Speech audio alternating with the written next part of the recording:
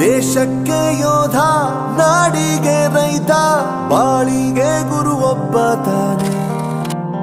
ಅಕ್ಷರ ಕಲಿಸೋ, ಅಜ್ಞಾನ ಅಳಿಸೋ, ಅವನೂನು ಅನ್ನದಾತಾನೆ.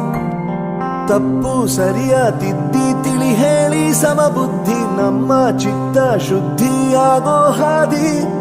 ಎಷ್ಟೇ ದೂರ ಹೋದ್ರೂ ಮರಿಬೇಡ ನಿನ್ನ ಬೇರು, ನಿನ್ನ ಸಾಧನೆಗೆಲ್ಲ ಇದುವೇ ಆದಿ. ಪಾಠಶಾಲಾ